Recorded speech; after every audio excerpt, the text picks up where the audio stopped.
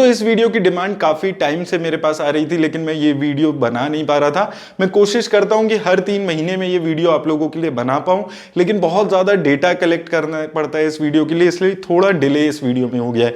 आज दोस्तों हम बात करेंगे उन म्यूचुअल फंड्स के बारे में जो अपनी अपनी कैटेगरी में बहुत अच्छी रिटर्न्स यहाँ पर जनरेट कर रहे हैं। इस वीडियो में हम म्यूचुअल फंड्स की अलग अलग कैटेगरी वाइज देखेंगे कि वो कौन से म्यूचुअल फंड्स हैं जो 5 सालों में सबसे अच्छी रिटर्न दे रहे हैं। तो ये वीडियो उन इन्वेस्टर्स के लिए बहुत ज्यादा हेल्पफुल रहने वाली है जो नई इन्वेस्टमेंट करना चाहते हैं, ताकि आपको पता होगा कि कौन से म्यूचुअल फंड्स हैं जो लॉन्ग टर्म में अच्छी रिटर्न्स जनरेट कर रहे हैं। और अगर आप एग्जिस्टिंग इन्वेस्टर्स हैं म्यूचुअल फंड में, तो इस वीडियो से आपको हेल्प मिलेगी ये जानने में कि जिन म्यूचुअल फंड्स में आप ऑलरेडी इन्वेस्ट कर रहे हैं, क्या वो 5 सालों में अच्छी रिटर्न दे रहे हैं या नहीं दे रहे। लेकिन दोस्तों इस वीडियो से आपको एक चीज याद रखनी है, ये वीडियो किसी भी तरह की रिकमेंडेशन नहीं है। ये वीडियो सिर्फ मैं नॉलेज के पर्पस के लिए बना रहा हूं। आइए दोस्तों अब देख लेते हैं कौन से हैं वो म्यूचुअल फंड जो सबसे अच्छी रिटर्न्स दे रहे हैं। तो दोस्तों वीडियो शुरू करने से पहले अगर अभी तक आपने अपना डीमैट अकाउंट नहीं खुलवाया है तो लिंक मैंने डिस्क्रिप्शन में दे दिया, आप वहां पर जाकर खुलवा सकते हैं। तो दोस्तों यहां पर इस वीडियो में मैं सबसे पहले बात करूंगा उस इक्विटी म्यूचुअल फंड की जो सबसे कम रिस्क लेने वाला है, और धीरे धीरे हम जैसे जैसे आगे बढ़ेंगे ज्यादा रिस्क लेने वाले म्यूचुअल फंड्स आते चले जाएंगे। सबसे पहला फंड आ जाता है लार्ज कैप फंड। इस फंड की अगर हम बात करते हैं तो ये फंड वो फंड होते हैं जो टॉप 100 कंपनीज में अपना मेजर पैसा इन्वेस्ट करते हैं, यानी कि इंडिया की सबसे बड़ी कंपनीज में। तो यहां पर रिस्क जो है वो सबसे कम रहता है अगर आप इक्विटी म्यूचुअल फंड की बात करते हैं। इसके टॉप परफॉर्मिंग फंड्स पे बात कर लेते हैं तो सबसे अच्छी रिटर्न 5 सालों में एक्सिस ब्लू चिप ने दी है 18% के आसपास। कैनरा रुबैको ब्लू चिप आ जाता है उसके बाद 17% के आसपास, और थर्ड नंबर पे आता है सुंदरम लार्ज कैप फंड। इसने 15% के आसपास की रिटर्न 5 सालों में आपको जनरेट करके दी है। दूसरी कैटेगरी पे दोस्तों चलते हैं तो दूसरी कैटेगरी आ जाती है फ्लेक्सी कैप फंड्स की कैटेगरी। यहां पर रिस्क कंपैरेटिवली थोड़ा सा ज्यादा होता है अगर आप लार्ज कैप फंड्स की बात करते हैं। इस फंड के साथ अच्छी बात क्या होती है कि ये फंड किसी भी कैटेगरी की कंपनी में कितना भी पैसा लगा सकता है, और नॉर्मली ये देखा गया कि जितने भी मैक्सिमम फ्लेक्सी कैप फंड होते हैं वो 60 to 70% पैसा लार्ज कैप कंपनीज में लगाकर चलते हैं। तो यहां पर रिस्क लार्ज कैप फंड से ज्यादा होता है लेकिन और दूसरे म्यूचुअल फंड से कम होता है। तो सबसे अच्छी return quant flexi cap fund ने दी है। 5 सालों में इसने 21% की रिटर्न दी है, 3 सालों में 30% और 1 साल में 35% की रिटर्न दी है।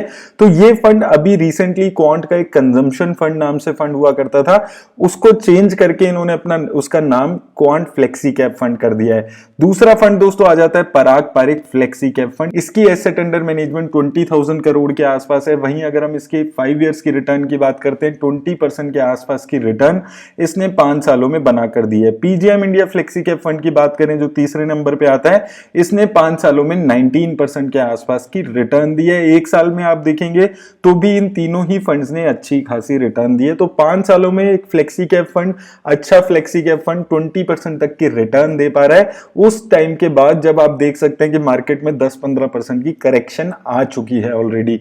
अब दोस्तों तीसरी कैटेगरी पे बात करें तो तीसरी कैटेगरी आ जाती है large and mid cap category. तो इस म्यूचुअल फंड की कैटेगरी में बेसिकली ये होता है कि ये लार्ज और मिड कैप दोनों काइंड की कंपनीज में पैसा लगाते हैं, यानी कि टॉप 250 कंपनीज में इंडिया की ये मेजर पैसा लगाकर चलते हैं। इसके टॉप 3 फंड्स देख लेते हैं तो सबसे अच्छी रिटर्न 5 सालों में Mirae Asset emerging blue chip fund ने दी है 19% के आसपास की। सेकंड नंबर पे आ जाता है कैनरा रुबैको इमर्जिंग इक्विटीज फंड, इसने 17% की रिटर्न दी है। और थर्ड कैटेगरी में यहां पर आ जाता है लार्ज एंड मिड कैप एडलवाइसेस का, इसने भी 17% के आसपास की रिटर्न दी है। तो large and mid cap fund ने 5 सालों में 19% के आसपास की रिटर्न्स आपको जनरेट करके दी है। अगला फंड कैटेगरी आ जाती है दोस्तों ईएलएसएस फंड की कैटेगरी। इसकी कैटेगरी की बात करते हैं तो यहां पर भी जो इन्वेस्टमेंट का तरीका होता है म्यूचुअल फंड इन्वेस्टर का, वो एक फ्लेक्सी कैप फंड की तरह ही होता है, यानी कि इसके पास कोई रिस्ट्रिक्शन नहीं होती कि ये लार्ज मिड और स्मॉल कैप में कितना भी पैसा इन्वेस्ट कर सकता है।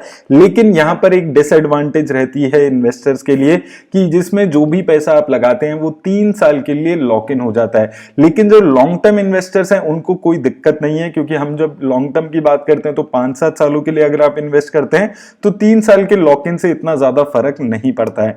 अब दोस्तों इसकी रिटर्न्स पे बात करें तो सबसे अच्छी रिटर्न क्वांट टैक्स प्लान ने दी है।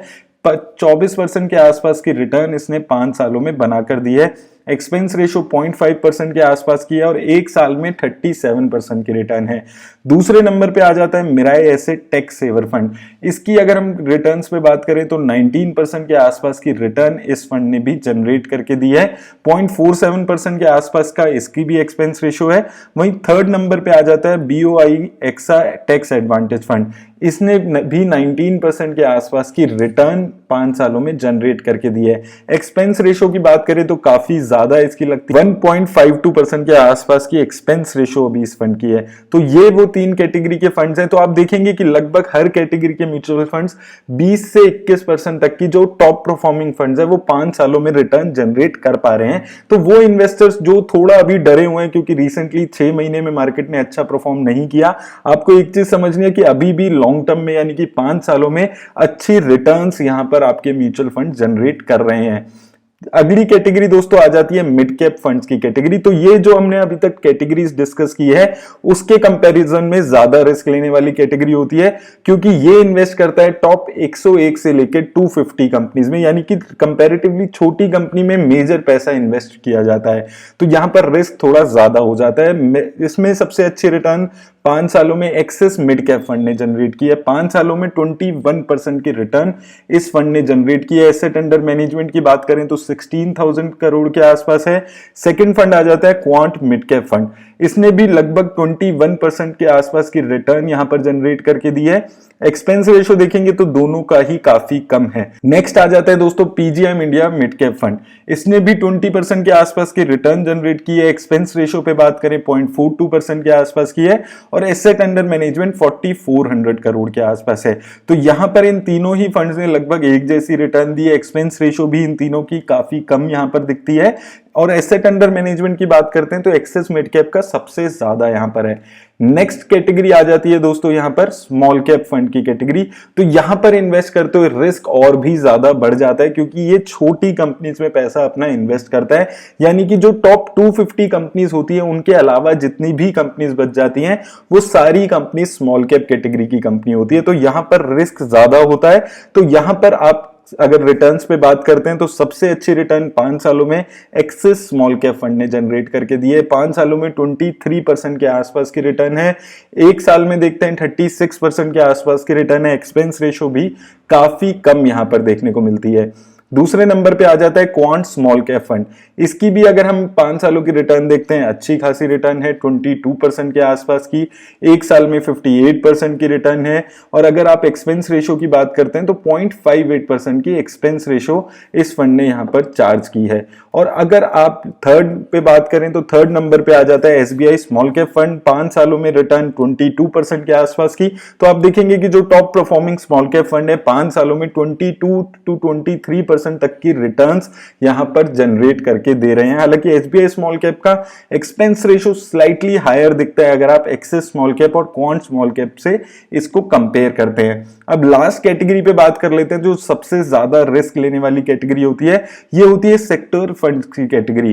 तो बेसिकली ये वो फंड्स होते हैं जो किसी एक पर्टिकुलर सेक्टर में अपना मेजर पैसा लगाते हैं। तो यहां पर सबसे ज्यादा रिस्क हो जाता है, क्योंकि आप किसी एक पर्टिकुलर सेक्टर पे ही पूरा रिलाई करके चल रहे हैं। और अगर वो पर्टिकुलर सेक्टर अच्छा परफॉर्म नहीं करता है तो ओवरऑल आपके पोर्टफोलियो पे बहुत ज्यादा इंपैक्ट आता है, आपके म्यूचुअल फंड पे बहुत ज्यादा इंपैक्ट आता है। तो यहां पर अगर आप बात करेंगे तो दोस्तों यहां पर सारे ही फंड्स आपको टेक्नोलॉजी सेक्टर के दिखेंगे, क्योंकि अभी रिसेंट में जितने भी सेक्टर्स हमने देखे हैं उसमें से सबसे अच्छा परफॉर्म टेक्नोलॉजी सेक्टर के फंड्स कर रहे हैं। तो यहां पर आप देखेंगे 34% की रिटर्न 5 सालों में है, 3 सालों में 37% की और एक साल में 47% के आसपास की रिटर्न है। दूसरे नंबर पे आ जाता है ICICI प्रूडेंशियल टेक्नोलॉजी फंड। यहां पर भी आप देखेंगे एक साल में 46%, 3 सालों में 40% और 5 सालों में 33% की रिटर्न है।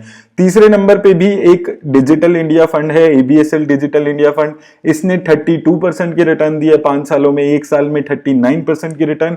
तो दोस्तों ये सारे जो टेक्नोलॉजी फंड है ये बहुत अच्छी रिटर्न्स यहां पर आपको दे रहे हैं। आपने अभी तक देखा जितने भी फंड्स थे वो 22-18% के आसपास की रिटर्न दे रहे थे, और जब हमने टेक्नोलॉजी सेक्टर के फंड्स को यहां पर देखते हैं तो 34% तक की रिटर्न है। लेकिन जैसे कि मैंने आपको बताया यहां पर रिस्क भी सबसे ज्यादा लेने वाले ये फंड्स हैं।